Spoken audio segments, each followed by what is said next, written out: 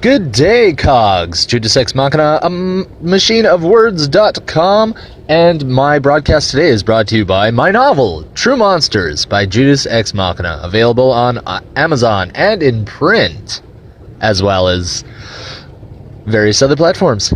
You can read it on your phone. It's great. Alright, so, the big thing that kind of crossed my mind today was, kind of signs you're in a horror movie, really. I mean, everybody's done this, or someone's done a form of it, like signs you're in a TV comedy or something dumb like that. But I watched a parody recently that was, I thought, absolutely hilarious. It was a parody of John Krasinski's A Quiet Place with A Dwight Place. Go look it up on YouTube. Links will be in the description of this podcast, and it's very funny. So, obviously, it made me start thinking about it. And I watch a lot of horror movies, and I'm just gonna sort of like dive right into it.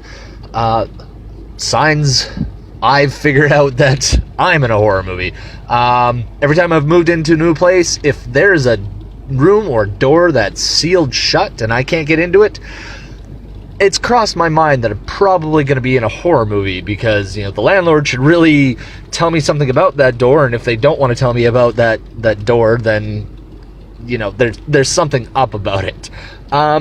This one personally hasn't happened to me, but if your only African-American friend dies, like, really suspiciously, you're gonna be in a Jeff Foxworthy-esque quote. You're probably in a horror movie. And I have random songs and stuff set on my phone to go off for certain alarms. It often confuses me about what's going on. So if suddenly melodramatic music starts playing, I start to consider that possibly I'm in a horror movie. It's just like weird random thoughts that cross my mind throughout the day. Other ones, if somebody I know has bought a weird item from an antique store, and then something really weird happens, or a junk shop, something weird happens, I start to think, yeah, maybe we've allowed a demon into our home, and we need to do something about that. I don't actually continue on with that thought, but it does, you know, horror movies have taught me that these things happen more frequently than I'd like to believe. And, well, the fact that I believe them means I'm insane. Let's go here. Log cabins. I have never really spent any significant amount of time in a log cabin. Chances are I won't, because of all the horror movies I've seen, and the aptly named satirical horror movie, The Cabin in the Woods, really just put a nail into that one. I've never owned a ventriloquist doll or a Raggedy Ann doll. Annabelle, that movie came out recently based on real events. Real being very, very subjective, since the real doll was a Raggedy Ann doll, and it had been invited, the demonic spirit that was harassing the individuals was invited into the body of the doll.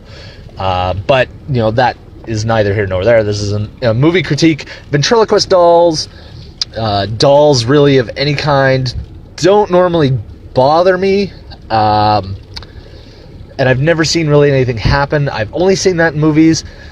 But if one were to move oddly, I would clearly think I was in a horror movie. If the power and the phones go out at the same time, that's usually a sign. You know, you try to make the emergency call. Oh, no, I can't make the call. With cellular towers being everywhere, and in the area that I live in, there's like one or two places where calls consistently get dropped. If we lost power and I lost my cell phone capabilities, I wouldn't actually be thinking I was in a horror movie. Maybe in a thriller, or, you know, some sort of electromagnetic bomb had gone off, and maybe aliens from another planet had set off an EMF, knocking out electrical systems. Not so much a horror movie, but definitely something that actually crosses my brain. And also part of part of what inspired this was my cohort, the ineffable bald Canadian, Andrew Carlton, had some instances happen, and going back to the doll comment, there was some sort of voodoo doll that you're not supposed to make fun of. I think it was based on the child's cartoon Rupert the Bear. Not sure. But what happened to him is a whole bunch of weird stuff happened to him at the same time, and he couldn't really explain it aside from, this weird thing that had happened to him. So if weird things keep happening to you, like strange, odd things, this did happen to me once. I was walking along a jogging trail along a waterway, and sorry for all the ums, I apologize. I saw a board with 3 holes in it, and it had a crab claw in one hole, a feather in another hole, and then some seaweed in the third hole just hanging out. And it was so odd and so weird. The first thing, and a woman's voice popped into my head at that moment and said, "It's weird, I don't like it." And there was nobody around me. So, that was very weird. And if things had continued to happen to me, I probably would have believed I was in a horror movie, because that's not normally supposed to happen. Now, it was an area where sounds do carry. It could have just been someone randomly talking, or they could have been, hiding behind a bush talking on their phone. I don't know. Or it could have just absolutely been hallucinating. But it was weird, and I did not like it either. Reading texts out of books that are in another language. Now, not necessarily in another language, but usually Latin. The only time this ever really happens around me, I have a copy of The Idiot's Guide to Latin.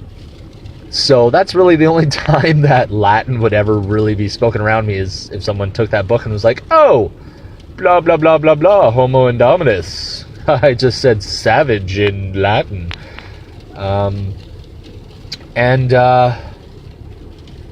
Yes.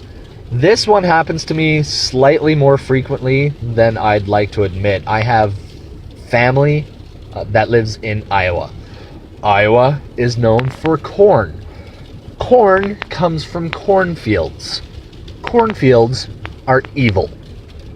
Just flat out evil. And oftentimes, when having to go past these evil cornfields, I wonder if maybe children of the corn or something equally nefarious is gonna happen in that cornfield. I don't like them because they're organized. They're very organized. They're neat little rows, and you can get very, very lost and turned around so easily, even though it's organized. And, maybe people in Iowa that grew up in the cornfields would never get lost in a cornfield, whatever. I'm not from Iowa. Cornfields bother me. Even before Children of the Corn was on my radar, I just did not like them. I did not care for them. And I really wish I would have a samurai sword when going through them, just so I could create some sort of, wide space where I could see whatever's coming at me. Probably if something demonic was coming at me, I would have nothing to protect myself aside from, yelling "The power of Christ compels you." Doubt very much a samurai sword would help unless it was infused with the tears of holy priests. I don't know. So if you're listening to this, you've been taking a few notes, you've been listening, you may now notice some signs that you could possibly be in a horror movie. That's really all I got for this week. It's been kind of dull. I mean, Beyonce did some dancing. That seemed to be important to a lot of people. Syria, it's kind of a depressing subject. Yeah. All right, Cogs. I'm sorry to ramble on to you. Have a great week, or have a great 24 hours, or have a great year from now, or a great 10,000 years from now when the aliens are listening to our recorded conversations. Bye. This episode was brought to you by True Monsters by Judas Ex Machina, available on Amazon and at your local library. Look it up by name. True Monsters by Judas Ex Machina.